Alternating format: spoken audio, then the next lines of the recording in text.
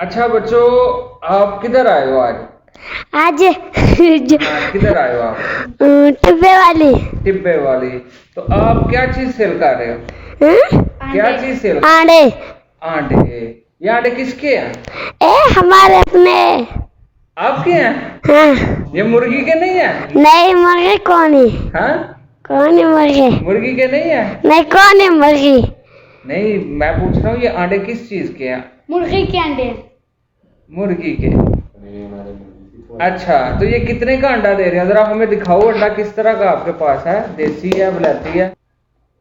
अच्छा जी, ये अच्छा, ये अंडा किसका है, मुर्गे का मुर्गी का? है मुर्गे का। चार का। जी तो नाज़रीन, आपने देखा है छोटे छोटे बच्चे, नन्हे से फूल से बच्चे जो है ना, ये देखें कितना प्यारा बच्चा है, ये देखें उसके साथ उसका भाई है, ये देखें इतने प्यारे बच्चे, ये अपने अंडे बेच रहे हैं। ठीक है, मुर्गे के अंडे बेच रहे हैं और अपने अंडे। ठीक हो गया ना? ठीक है, ओके, अल्लाह हाफिज कर दो फिर सबको। ओके, अल्लाह हाफिज।